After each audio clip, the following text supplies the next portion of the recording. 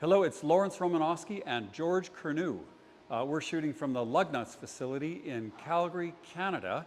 And the car we have in front of us here is, I would say, possibly the best, or one of the best at least, 2018 BMW M2s.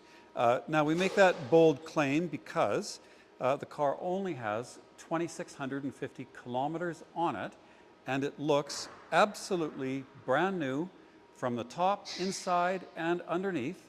And in the course of this video, we'll go through it and we'll demonstrate that. We'll break this video into sections, and there's a table of contents so you can fast forward to the section that interests you the most. You don't necessarily have to digest it in one sitting. But I think that what we wanted to start with is we'd tap into George's knowledge of the minutiae of BMW M cars, and we can talk about why this version of the M2 is such a special car, and why the reasons behind why we think it has possibly the most driver involvement of any of the recent M2s. So we'll start the video off with a kind of a brief history of the M BMWs and about the M2. And then we'll get into a walk around of the exterior, interior, undercarriage. We have a paint meter so we can demonstrate the original paint depth.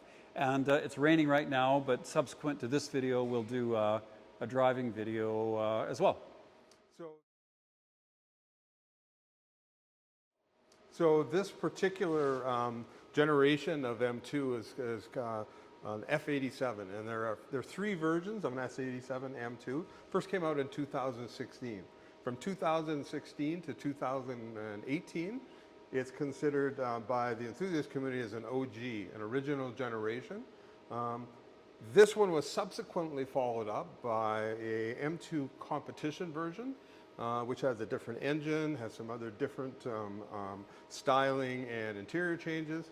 And then the F87 series was finished up with a competition CS version.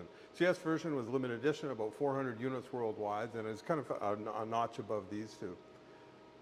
This one is actually, if you look at it, it's perceived by most people as more of a spiritual follow-on to the 1 Series M Coupe, which was a 2011 year only M car. This one came out in 2016, and it has the N55 engine, which is putting on 365 horsepower. It has a single turbo, a twin scroll turbo.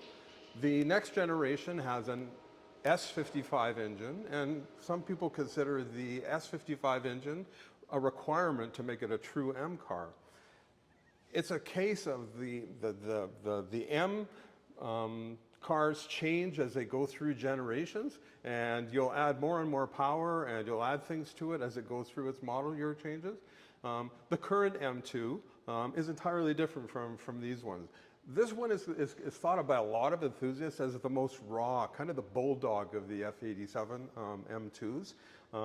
It's lighter than the next generation. It doesn't have adaptive dampers. It's really just kind of dialed in for very, very spirited driving, and it's tail happy and it's twitchy, and the suspension's a little harsh. And some people like that. Some people prefer that over the next generation, which is adaptive dampers, a little bit more controlled. Some of the jarring ride sensations are dialed out with the adaptive dampers. Effectively, though, you just pick where you want to be in the F87 spectrum. Do you like this version with the standard kidney, BMW kidney grills that aren't joined? These ones are in chrome. The competition version joins it, does it in black. There's changes to the interior. The seats in this one are effectively a standard 2 Series sports seat. For some people, they're super comfortable. For me personally, these are more comfortable than the M3, M4 seats that came in the competition version. This one has what's called, it's a mid-series refresh. So the 2018 added a couple of things. It added the adaptive headlights as an option in Canada. but also took the iDrive up from the 5, iDrive 5 to iDrive 6, which has a bunch of additional functionality, including a touchscreen, which the iDrive 5 didn't have. The tail lights are a little bit different on this mid-model refresh as well. Yeah, like the new one's like 4,000 pounds, right? The new one, this one is about 3,400 pounds, and the next generation of this one has 138 pounds, and the new M2 is 3,800 plus pounds. So Okay, yes, getting almost, close to 4,000. 4,000. So it's almost a different car, isn't it? It is very much a different car. And I think this, the ingredients for a real driver's car, always seem to be balance. Like the original Miata wasn't necessarily the most, the fastest car, but the components were all balanced. And I think what I've kind of, just from doing the research that I've done, is this one, for whatever reason, even though componentry, not one component stands out as being, super whizzy or super advanced or whatever, but the combination of the wheelbase and the track and the suspension system and the lightweight and so on just makes it the best driver's car? Yeah, so can you make that argument? You can absolutely make that argument. The next generation takes the brakes from, this one has 4-piston front and 2-piston rear calipers. Yeah. The next generation, so the CS, takes it to 6-piston fronts and 4-piston rears. But the penalty is an additional 38 pounds of weight. I don't want 38 pounds of weight. Yeah, and that's all unsprung weight too. Right. So, and if you go back to the origins of the, the M3, again, it had, what did that have, 200 horsepower or something like that? But lightweight and really sharp dynamics, and it all worked together as a package. You don't need adaptive cruise and air suspension and a bunch of computers to have an engaging driving experience. Yeah. Kind of the opposite. The more electronics you have and the more weight that you have, it almost dilutes it. And I find it amazing that an M series or a 3 Series, or the M version of a 3 Series can be pushing 4,000 pounds. One of the other things that added weight to the next generation, the competition version, is the change in the exhaust. So this one has an exhaust that's virtually invisible, quad tailpipes at the back, but you can't see the muffler cans. The next generation has a significantly larger and heavier muffler, another 30 to 40 pound heavier muffler, and the can hangs down.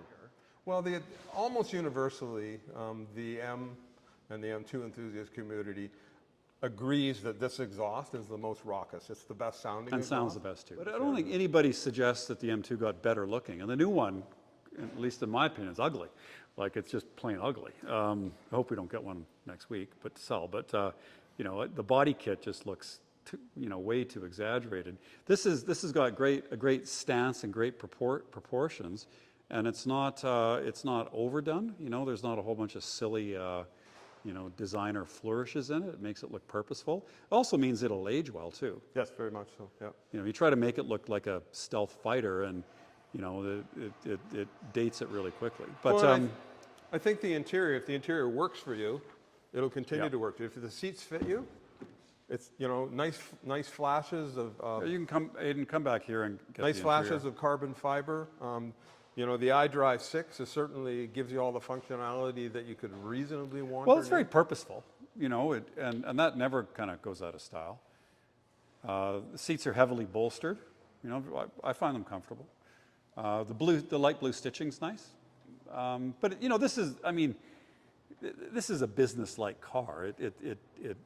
It's meant for driving. That's what it communicates. It's not filled with aromatherapy and changing flashing LEDs that change color, all kinds of crazy stuff. The only two options on the Canadian car this generation were the adaptive headlights and an option for a wireless phone charger with 2 USB outlets, and I think some additional functionality for wireless phone connectivity.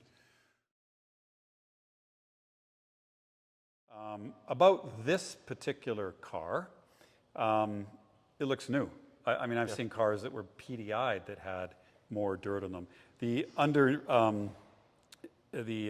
in the video we have the undercarriage shots. Trust me, it looks brand new. If you look at this car, there's not a speck of dust anywhere. It's for all intent and purposes, it's a brand new 2018 BMW M2. So, you know, these cars like this come up once in a while, not normally BMWs because they're fundamentally practical cars that are driven. Nobody buys a BMW, even an M series, to lock away. And it comes from British Columbia. It was born and lived in. It was born in, obviously not Vancouver, but lived in Vancouver all of its life. Yeah. So 2,650 kilometers. Yeah. What's that? 1,500 miles or something? Yeah, somewhere around that. Okay, so now we can do a walkthrough on the car. I mean, I can go through every panel and say this panel's good, and this panel's good, and this wheel is good, and this piece of trim is good, and so on. It would be easier to say, it's perfect. It's perfect, okay? Like, so, and then, you know, I can pick out, you know, the flaws that it has. They're not, you know, just to show you that we're being thorough about it. I picked up, if we go to the undercarriage part of the video, underneath the front spoiler, if you run your fingernail on the bottom of the front spoiler, there's a couple little ridges. Like, I mean, it will not photograph, you can't tell. You cannot even see it, even if you lie on your back because the car is too low, okay? There's that. Yep. And I think that there was one little mark. It appears to be a slight nick. All right. Slight nick here. So let's zero in on it. And we're looking hard for imperfections. All right. So, okay. So in terms of imperfections, tiny nick there on this car, that's it. Everything else is perfect. And that's just the end of it. What we could go and you can do a slow pan, you know, just to demonstrate that. Well, I think with the high resolution photos, you can zoom in on any one of the panels, any one of the wheels. I mean, there's no curbing, there's no marks on the wheel. This is like a brand new car. Okay, so Aidan will do his work and we'll do a walk around video, but we can assure you it's perfect. Underneath is unbelievable. Looks like a brand new car. Like this one's stock, but is it a common thing to do to modify these cars? Heavily modified. And as they've aged, they become more attractive, higher mileage versions to modify. But this is a popular kind of European tuner car, yeah. Or could you even say one of the most popular? I would say now it's probably more popular as the prices are coming down and the mileage gone up than it would be, or would have been initially, because they were still relatively expensive compared to a 2 Series. Right, but there's lots, if you wanted to dress it up, there's lots on the aftermarket, presumably. There's full suspension and coilovers and wheels and tires and exhausts and engine tunes coming out the yin-yang. You can do whatever you want to these guys. And a turbocharged engine gives you a lot more latitude. Yes. And it's a fundamentally, you know, it's not in a particularly peaky state of tune, right? No, it's not. No. 365 horsepower is a mild tune. And it's a 3 liter? Pardon me? 3 liter? 3 liter. 3 liter. Yeah, okay. 3 liter single turbo, twin scroll single turbo. Of course, we prep the car and we detail the car and we do a good job of that. Actually, Aidan does a good job of that. You know, that's just part of the work we do. But still, it helps if you have something that's, you know, in as new condition. I'm pretty certain that it was driven, that's 2,600 kilometers, were pretty fair weather kilometers. Oh, they had to be, yeah. They had to because be. cleaning the wheels, we did not, typically we remove the wheels when we clean them, and we do a thorough cleaning job, and we were able to clean them on the car. Yeah. And there wasn't even any brake dust. No brake dust. Yeah. So these, I mean, with these, you know, obviously these brake pads are a little bit harder. If the car was driven hard, you would get a lot of brake dust on the wheels, right?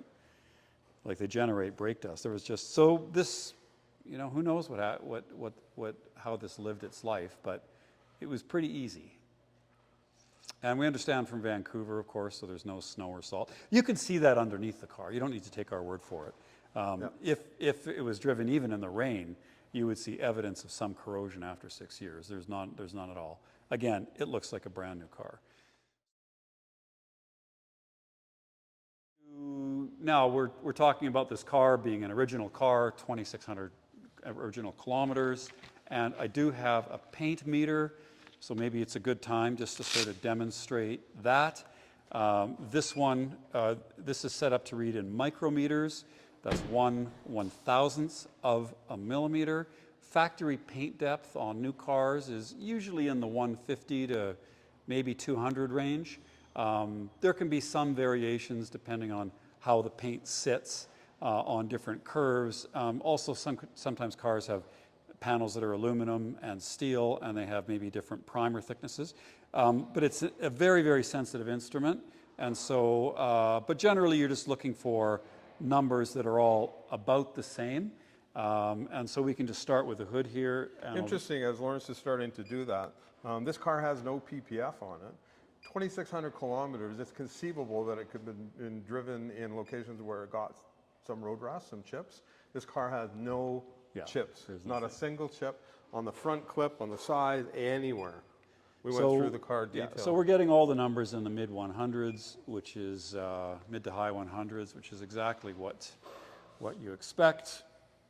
133, 163, 180. Now we won't do the front bumper because that's plastic, it won't show. And we'll just go through the front fender here. 147, 130, 131, 140, 148, 111, 143, 157, 166, 129, 113, 137, 136, 155, we'll go to the rear quarter, 126, 148, 185, 132. If it was repainted, these would be 3s and 4s. Anything that starts with a 1 is going to be factory paint. No question. Okay, 145, 120, 163, 169. Lastly, the roof. 126, 144, and 153. Okay, so that is conclusive. This car on the metal panels has never had any paint work. This is all original paint. There's no question about it. We do have a Carfax report for around $1,500. It's the estimate was 1,700 and change Canadian, and the actual repair was 1,600 and some Okay, odd so dollars. something happened to it. We don't know what. It didn't affect the metal panels. It didn't affect the paintwork. So it could be a broken window. It could be a broken headlight. It could be. But I don't think anybody, I think the only thing people really care about is if it had any paintwork, generally speaking, and that's a no. So maybe it got a part replaced. Maybe it's a mistake. Who knows what it is? Yep. But the meter doesn't lie. This car has original paint. All right, we can start in the wheel arches, have a look around. And the brakes, these are beautiful two-part brakes. Of course, the outer bit is steel, the inner aluminum, and the inner is aluminum to save weight. And the outer part has to be steel to absorb the heat. But then these two pieces are separated with pins, and that eliminates reduces the transfer of heat from the steel rotor to the aluminum hub and bearings and so on. So motorsport derived, big front brakes, two-piece rotors, and then 4-piston calipers for the front brakes. And we can get a look underneath there, and I think you'll notice that there isn't a speck of dust or dirt anywhere on this car. It's got 2,600 odd kilometers on it. And they were careful kilometers because the car doesn't even look like it's ever got dirty Okay, so let's go around. Now, here we have twin piston calipers, and we still have large rear brakes, actually, surprisingly large. They're not much smaller than the fronts, if they are any at all. And they're, again, the two-piece.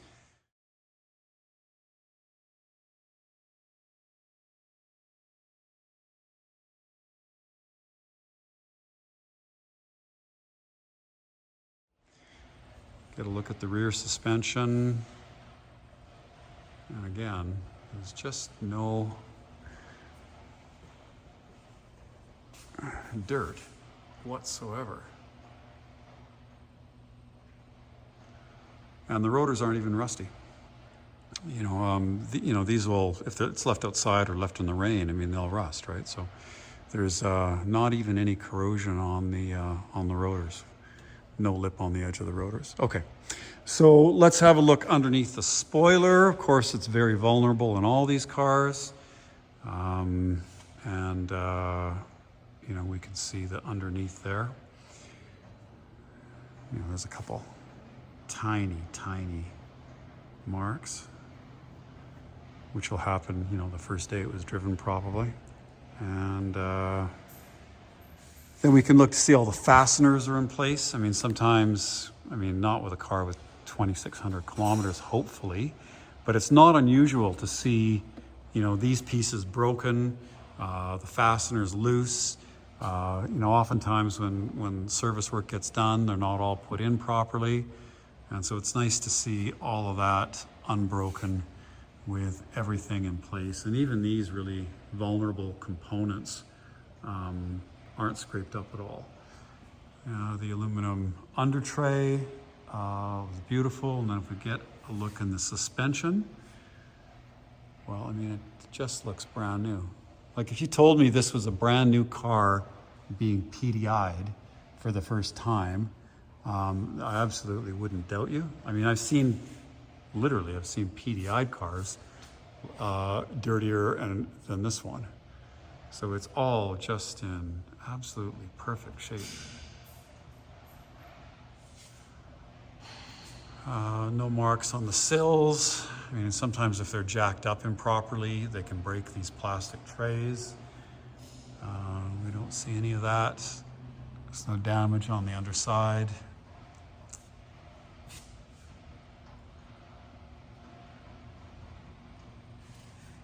And going back to the rear suspension, I mean, every QR codes and tags and all the stickers are still crisp and clear. And you can see all the M badging, you know, and everything from the exhaust to the you know, stampings on the inner fender liners, all the unique M parts which go into this car.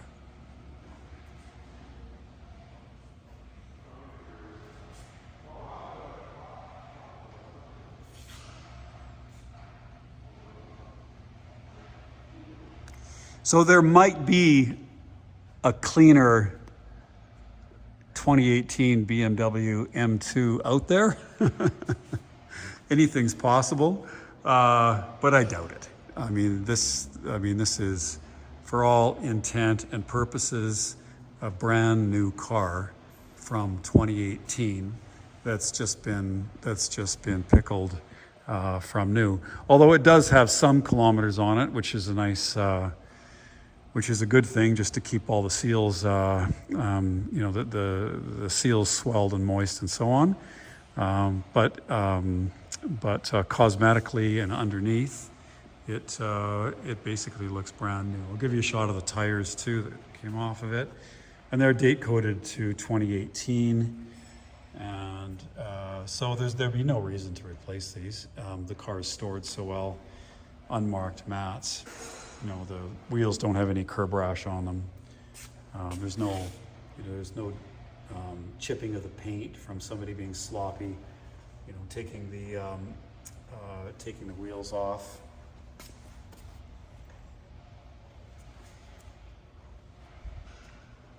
So there you go. Brand new 2018 BMW M2.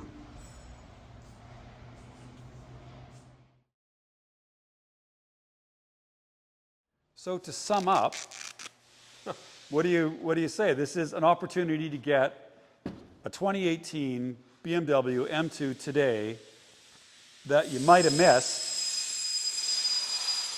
when it was new in 2018. So I think it's safe to say this is a unicorn car.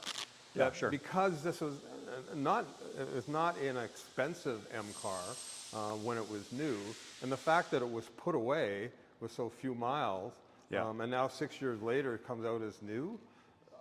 Yeah, and then and this is pre-COVID. This is pre the dealers marking up all the options and increasing the price of the freight and PDI and making you buy a whole bunch of stuff on your car. If you went to the dealer today to buy a 2024 or 2025 M2, you probably wouldn't get out of there for less than $100,000. If you didn't do the carbon package, I mean, you're 90, 95 Canadian. If you but plus all the rest of the stuff that they make you buy, right?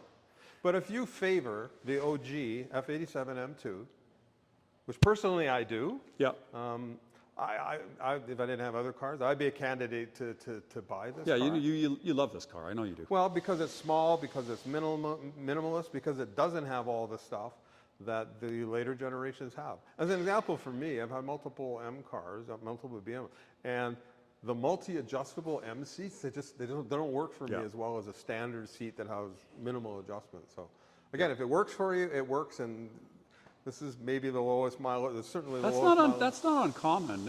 When I've sold seats, with the Porsches and so on, they had 3 different versions of the seat, and you think that the most adjustable one would wind up being the most comfortable. It almost never was the case. Yep.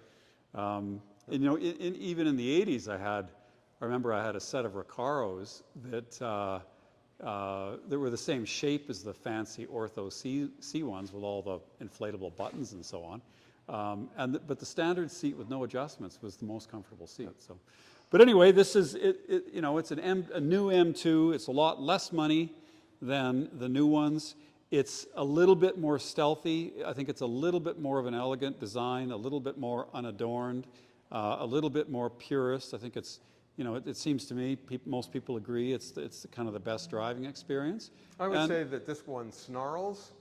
The latest generation M2 growls. Yeah, okay. So this is but it fundamentally, it moves around a lot. It moves around a lot. And that kind of is the key to, for the enthusiast anyway, for enjoying a car, because you put a little bit too much power and then the rear end goes out a little bit and you correct it and you feel like you're always kind of dancing a little bit, kind of, on the edge. And there's a direct relationship between the car's trajectory and the throttle pedal. Yeah. Well, you get a new car and it's got, all the electronic nannies and, the adaptive suspension, so nothing moves around unless you're going 3 times the limit. Yep. And it's just not as much fun anymore. So I guess that's what this car does. It's a lot of fun, and it's a real opportunity to get something that really is as new condition. So we forget anything? I don't think we did. No, I think that the pictures from the underside will tell the rest of the story. I don't think. Yeah, we don't need to try too hard to convince anybody. And you know what? We're at Lugnuts in Calgary.